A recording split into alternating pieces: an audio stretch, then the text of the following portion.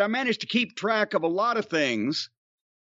And I was on Twitter intermittently again this week, retweeting the notices of our videos on YouTube and various things, and a few opinions of people that I agreed with, but I wasn't constantly monitoring this. And I understand, again, that is the time. It's like you wash your car to make it rain.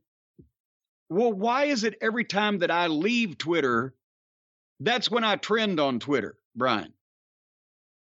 And I'm not sure, if maybe this is a strategy that I've got without knowing it, that the more I stay away, the more it hungers the conversation about me. But you're the one who mentioned that I was trending. And I actually, before we get to that, I should mention that one of the first people, I told you this, you didn't even really see it yourself because you don't follow the person involved, but one of the first people that made me trend on Twitter was running their yap on Twitter again this week. And you remember old Jordan Grace, right? The outlaw girl wrestler. I think so. I actually, and ladies and gentlemen, if you're new to the program, I actually trended on Twitter one time, this was a couple years ago, for calling Jordan Grace Butterface. That was it. She's another one, if you haven't heard of her, and many people haven't, she's one of the outlaw girl wrestlers that I think she's part of the modern wave that, just doesn't understand what the fuck's going on around them. And she made some inane comment and, hey, Butterface. And it trended on Twitter. People thought I was fat shaming her. Remember that? Brian, you're aware of the meaning of Butterface, aren't you? I believe so. I think the meaning, and actually I'm not sure if it really applies here, the meaning is she'd be good looking, but her face. Yeah, everything looks good but her face. But actually, you're correct in that would mean that everything else but her face needed to look good. So I wasn't even really being correct, but because it was taken as fat, I guess because butter contains fat, or if you eat a lot of butter, you get fat. I don't know. They don't live in the real world. They're only on Twitter. So Butterface was at it again. See, that's why I affectionately call her that now, because she gave me one of my first big trends on Twitter. But Butterface was at it again. Apparently, apropos of I have no idea what, she just blurted out a controversial take, as she phrased it, about Chris Benoit and his ability or lack thereof to exist in today's wrestling or hang with the modern, not anything about what he did, but just a critique of his wrestling. Can you find that? Do you have that? Because I told you I was going to mention it. Yeah, I found something. And I don't know how to find things on the Twitter. I found something here. I have an article that transcribed their tweets, but put all the tweets together into one article. So apparently she was responding to another person. I don't have that here, but he said something about how people will say Chris Benoit's awful and then defend him for a while, with the exception of New Jack. I think that was the tweet I saw. And then she replied to that, "This is going to be the coldest take I ever tweet on this app. I already know y'all going to be mad. I don't think Benoit could 100% hang with most of the present day best wrestlers. He would not be able to remember matches. Also, may he burn in hell. Amen." And then she does have a follow-up. I don't know if you want to address that or anything. Oh, sure. Go. I didn't see the follow-up. I'll tell you why I saw the original in a second, but go ahead. Follow us up. Maybe I'm biased because he murdered his family. I don't know. Probably just me. I think we should all hate him and disregard his entire body of work. But again, that's just my take.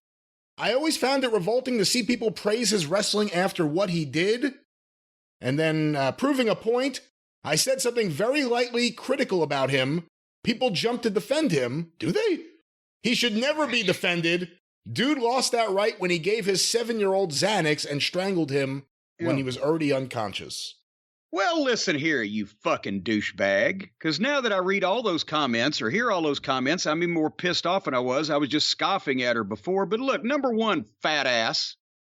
Fat ass. Now I'm fat shaming you, fat ass. You never met Chris Benoit, you never met Nancy, and you never met Daniel. So why you decide that your opinion in this matter makes a fuck to anybody, I have no fucking earthly clue. Maybe it's because you're allegedly in the wrestling business.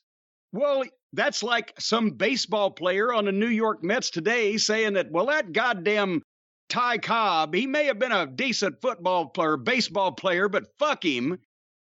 You know what it's like? It's Jordan Grace criticizing Chris Benoit's wrestling ability is like a second-string arena football player saying O.J. Simpson couldn't hang with him. It doesn't carry a lot of weight from that source about that topic. So you never met any of these people involved. I don't see a lot of people jumping to defend Chris Benoit, including us that have discussed it on this program, including me, who knew everybody involved. I knew Nancy longer than I knew Chris. Whether it was his brain damage or insanity or whatever the fuck that caused his head to turn to mush, nobody's ever tried to defend that.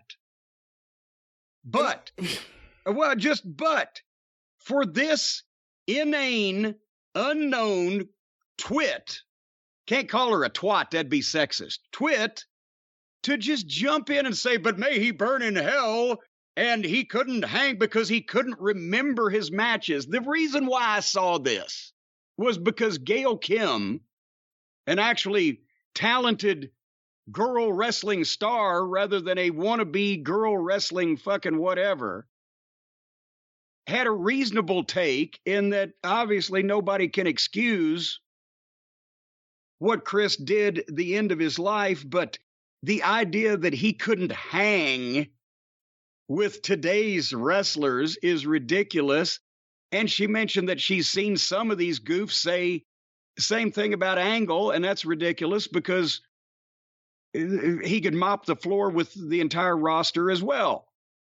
That doesn't excuse anything that Chris did in his final days, but it's an inane statement to make that one of the most talented guys ever in the ring could not compete with today's guys because he couldn't remember, as I tweeted it, he didn't need to remember matches, he just had them. He wasn't a pretend wrestler like Jordan and all her little fucking cosplay buddies that rehearse their parts in their play and go out and fucking shit the bed. He was a wrestler. So as I say, nobody wants to defend O.J. Simpson, but is some fucking schlub water boy from fucking Biloxi, Mississippi on a local high school team going to, yeah, fucking O.J. couldn't play down here. That's the ridiculous part. What were you going to say a minute ago? Well, I was just going to say, I think she's exposed herself several times in the past on Twitter as not being very bright. And look, she works for Impact, so we can't really care too much about this person. But the just general ignorance of the whole idea of, I'm going to put out this really stupid comment, and then I'm going to complain about anyone who fights back against this stupid comment. There's a difference between defending Benoit and pointing out that your comment is completely fucking stupid. And if we're going to be honest about it, and I hate Chris Benoit. I was a big fan of his. I've never watched another one of his matches since he did what he did, and I never will again. And I don't want to, and I can't even understand how anyone could enjoy his matches. Fuck that guy.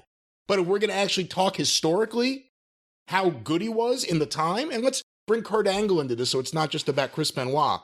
The idea that those guys, or let's say Benoit, she pointed out, couldn't hang with the top crop of the current guys. It's the exact opposite. The top guys today who need to script out their matches and plan out their matches can't listen to the fucking room, can't call a match in the ring, can't do anything without it all being pre-planned and choreographed. They couldn't hang with Kurt Angle. They couldn't hang with a Benoit in his prime or any of the top wrestlers of the past. That's the difference. And again, this is someone in Impact making a dumb comment, and people jump on it because it's a wrestler, but it's the same as any fan giving a dumb comment. She doesn't know anything historical Actually, about no, wrestling. I think a lot of the fans have a more well-rounded knowledge of the wrestling business than people like this that just, have wandered in, and because it's the everybody can play era, are allowed to do this. But the video, if nothing else, proves that, her stance that she's got wrong and ridiculous, because every time that a guy that's still in shape from the previous generation gets in the ring, he exposes all the fucking newer guys as lacking in basics and fundamentals and not able to move with things and go on the fly and just the little things. And, but the problem is that people like Jordan Grace they don't understand when they're looking at a superior worker, because they don't understand what work is anymore. So they think that the people who, like some of the fans that are not well informed, the people who don't fly off the top rope and break a number of tables and, do the Japanese strong style spot and whatever, they don't know how to work. They can't hang with today. No, guys that did this 320 something times a year for 15 years, all over the place against different opponents and with different crowds, could eat all of you all alive if you just sent y'all to the ring and said, okay, go 20 minutes, ding, ding. And the other thing, too, is the guys today, what's their schedule? How many matches are they working? Top guys, how many matches are they working? Do they work twice a week anymore? A week? Twice a month, maybe, if you're a top guy? How many matches on TV does a Roman Reigns actually have? Matches. Oh, okay. Well, I was thinking. Or Kenny Omega. Any of the top guys that you want to put into that category who have been world champion the last few years. Especially I was just thinking about anybody. Does anybody wrestle more than twice a week anymore? Well, I'm sure someone must. On the indies. Well, after the pandemic, are they running anything but Fridays and Saturdays? How could you really? Maybe a Sunday, maybe a Thursday. Does anybody run Tuesday anymore? How could you work more than 2 or 3 times a week? I've blown your fucking mind. Yeah, I'm trying to think of an example of a person who's working more than that in the States, and I don't know any off the top of my head right now. Well, there you go. So anyway, thank you, Jordan Grace, for your unsolicited, stupid statement.